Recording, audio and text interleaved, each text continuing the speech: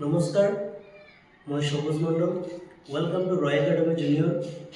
মই আজি আপোনালোকৰ বাবে লৈ আহিছোঁ 10মান শ্ৰেণীৰ সমাজ বিজ্ঞান অধ্যয়নৰ ৰাজনীতি বিজ্ঞানৰ এটি MCQ। তো আহক আমি MCQ কি আলোচনা কৰোঁ। ইয়াত MCQ কি আছে, তলত দিয়া উক্তিটো বিচাৰ কৰি তলত দিয়া বিকল্পবোৰৰ পৰা শুদ্ধ উত্তৰটো বাছি লোৱা। এনেকুৱা প্ৰশ্ন মাধ্যমিক পৰীক্ষাত সচৰাচৰ আহি থকা দেখা পাইছোঁ।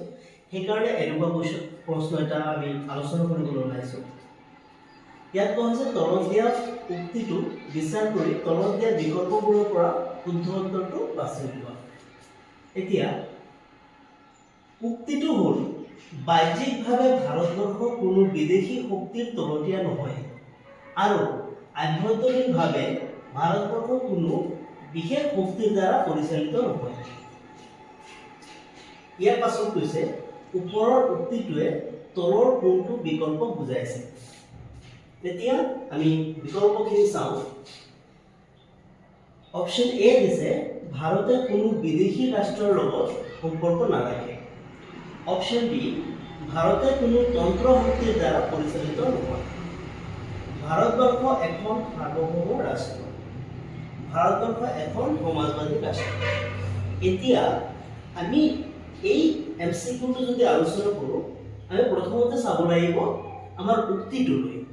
উক্তিটোত কোৱা হৈছে বাহ্যিকভাৱে ভাৰতবৰ্ষ কোনো বিদেশী শক্তিৰ দ্বাৰা তলতীয়া নহয় আৰু আভ্যন্তৰীণভাৱে ভাৰতবৰ্ষ কোনো বিশেষ শক্তিৰ দ্বাৰা পৰিচালিত নহয়।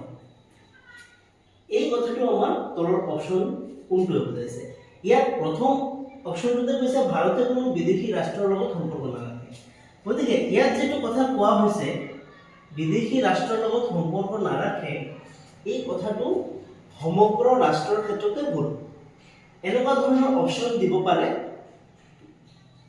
মনত কিছুমান খেলি মেলি সৃষ্টি কৰিবৰ কাৰণে। গতিকে এনেকুৱা অপশ্যনবিলাক সদায় ভুল দিব লাগে, কাৰণ কোনো এটা ৰাষ্ট্ৰই পৃথিৱীত এনেকুৱা নাই যাৰ বিদেশী ৰাষ্ট্ৰৰ লগত সম্পৰ্ক নাথাকে। গতিকে ইয়াতো আমাৰ ভাৰতবৰ্ষৰ কথা কোৱা হৈছে। ভাৰতবৰ্ষটো এনেকুৱা ৰাষ্ট্ৰই নহয় যে আমাৰ বিদেশী ৰাষ্ট্ৰৰ লগত সম্পৰ্ক নাৰাখে। গতিকে অপশ্যনটো ভুল। ভাৰতে কোনো তন্ত্ৰ শক্তিৰ দ্বাৰা পৰিচালিত নহয়। ইয়াত তন্ত্ৰ শক্তিৰ দ্বাৰা পৰিচালিত শব্দটো দি এই তন্ত্ৰ শক্তিৰ শব্দটো দি কিছুমান ছাত্ৰ ছাত্ৰীক বেমেজালিত পেলাই দিব পাৰে, কিয়নো ইয়াত দ্বিতীয় এটা বাক্য লিখা আছে যে ভাৰতবৰ্ষ কোনো বিশেষ শক্তিৰ দ্বাৰা পৰিচালিত নহয়। ইয়াত বিশেষ শক্তি কিছুমান ছাত্ৰ ছাত্ৰীয়ে যিসকলে ঘৰত কমকে পঢ়ে বা পঢ়িলেও কথাবিলাক ভালদৰে মনত পেলাব নোৱাৰে, তেওঁলোকে এই বিশেষ শক্তিৰ দ্বাৰা পৰিচালিত নহয় বুলি ভাবি এই তন্ত্ৰ শক্তিটো ভাবি পেলাই ইয়াত টিক মাৰি দিব পাৰে। কিন্তু তেনেকুৱা নহয়। কেতিয়াও কোনো দেশ তন্ত্ৰ শক্তিৰ দ্বাৰা পৰিচালিত নহয়। এনে ক্ষেত্ৰত এই অপশ্যনটো ভুল। ইয়াত আছে দুটা অপশ্যন। এই দুটা অপশ্যনৰ ভিতৰত চিটো হ'ল ভাৰতবৰ্ষ এখন সাৰ্বভৌম ৰাষ্ট্ৰ। ভাৰতবৰ্ষ এখন সাৰ্বভৌম ৰাষ্ট্ৰ, এইটো সঁচা সাৰ্বভৌম ৰাষ্ট্ৰ। এই কথাটোৱে এই উক্তিটো বুজাইছে নে নাই আমি চাব লাগে। বাহ্যিকভাৱে ভাৰতবৰ্ষ কোনো বিদেশী শক্তিৰ তলতীয়া নহয় আৰু আভ্যন্তৰীণভাৱে ভাৰতবৰ্ষ কোনো বিশেষ শক্তিৰ দ্বাৰা পৰিচালিত নহয়। এই কথাটোৱে আমাৰ ভাৰতবৰ্ষ যে এখন সাৰ্বভৌম ৰাষ্ট্ৰ, এই কথাটোকে বুজাবলৈ দিছে। গতিকে আমাৰ অপশ্যন চিটো শুদ্ধ।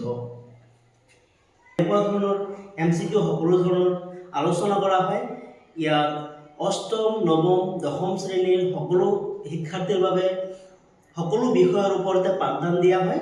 গতিকে আপোনালোকে যিসকল ইচ্ছুক ৰয় একাডেমি জুনিয়ৰৰ লগত যোগাযোগ কৰিব পাৰে আৰু ইয়াৰ উপৰিও ৰয় একাডেমি জুনিয়ৰ এপতো যোগাযোগ কৰিব পাৰে এনেধৰণৰ MCQ সমূহ শিকিবৰ কাৰণে। ধন্যবাদ।